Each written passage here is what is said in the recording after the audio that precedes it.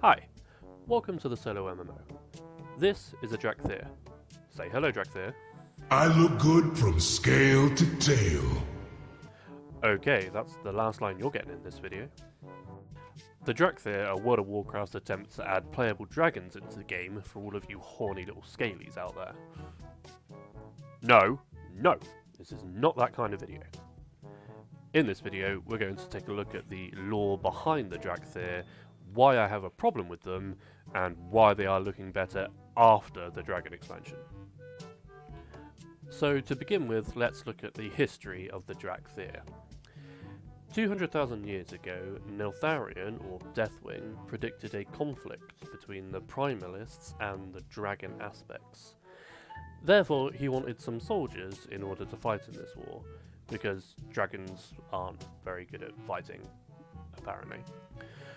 What he wanted from these new soldiers were the qualities of cleverness and adaptability. Both of these qualities he noticed in the mortal races. So he began to blend the essence of the dragons with that of the mortal races, and I don't even want to start thinking about how he managed to go about that. Again, not that kind of video. After many failed experiments, the Dracthyr were born. The important thing to note here, though, is that Deathwing did not want to create an intelligent race and then spend any time inspiring loyalty. So instead he utilised a Titan artifact called the Oathbinder to mind control the Dracthyr into loyalty. Yes, the Titans did leave a mind control device lying around after they departed Azeroth, and no, we're not going to worry about the implications of that whatsoever. Neltharion gathered his new Dracthyr army as Raszageth and her Primalist forces attacked. Raszageth attacked and killed many of the Dracthyr, and in response Neltharion went full Eldritch baddie and sealed her away using the Void. While this conflict resulted in a win for Neltharion, collateral damage from the battle resulted in the Oathbinder being destroyed, and the mind control over the Dracthyr being severed. In response, Neltharion was worried that the Dracthyr would get a mind of their own and rebel, so did the only thing an Eldritch dictator would do. No, not quite that, but instead he did ask for help from his blue dragon aspect friend Malagos, who agreed to help for reasons, and put all of the Dracthyr into magical stasis. The sad thing about this is that the Dracthyr saw Neltharion as both their general and father, so even without the mind control they probably would have stayed loyal. But when you're constantly hearing whispers from a big tentacle monster, I suppose you don't have the strongest paternal instincts. Now, for this next bit, I want you to put yourself into the mind of one of these Dracthyr. The last thing you remember is having your ass handed to you by a big storm dragon. Many of your friends die in the conflict. Then your father brings you and all your brothers and sisters to the basement. The next thing you know, you wake up being attacked again. You run upstairs, defend your friends, meet some black dragons, see an ancient enemy being released. Then you learn that you've been asleep for 200,000 years, your father went mad and was killed, the world is under attack again, and now you must go to the mortal races, the same ones that actually killed your father in the first place, join with them in order to save the world from the same dragons that you couldn't defeat before, and was the very reason that your father betrayed you and abandoned you. Confused? Yeah, me too. Then you join the Horde or Alliance, you fly back to the Dragon Isles, you kill a load of Primalists, you restore the Oathstones, whatever they were, you kill a Dracthyr named Sarkareth, who was a defector, who didn't like what Neltharion and the other dragons did, so he was definitely the bad guy.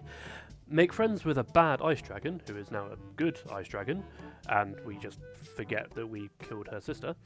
You kill a big fire dragon to stop him from burning a big tree. Also, we can stop and do some fishing. I don't know. There was a lot going on. But by the end, the Dracthyr were free to be a mortal race and do whatever they wanted to do. We want to be free! Yeah. We want to be free to do what we want to do! Yeah. We want to get loaded! Yeah. And we want to have a good time! And that's what we're gonna do! In recording this video, I've learnt how interesting the Dracthyr are, and how much potential they have for great storytelling and roleplay. Yet I never connected with the race during Dragonflight, and the reason for that is the Evoker. In terms of gameplay, the Dracthyr were introduced with one class, the Evoker. A new class introduced in Dragonflight, and both the race and class were mutually exclusive. I believe this was done by Blizzard to excite players and encourage this unique feeling of playing through the Dragon expansion as a Dracthyr, using the specific dragon powers of the Evoker, and having every part of your gameplay, from your race to class to story and setting, be very dragony. However, I personally found it all very limiting. One of the reasons I love the races of World of Warcraft is because of their versatility, which gives them a feeling of having a culture and being very alive. I can be an orc warrior where I wield a big axe and hit things hard, but I can also be an orc mage where I throw fireballs at enemies and have to watch out from being hit back. Both of these orcs can live in the same city and share the same history, but have very different stories and different adventures and different perspectives. In my opinion, the Dracthyr don't have this. They all come from the same, albeit very traumatic background, use the same classes and share the same history. There is some variation on whether you join the Horde or Alliance, but not much. They just don't really feel like a race. They feel like one character, and while that is a good character with a rich backstory, there's not a huge amount of versatility in how you can choose to play them.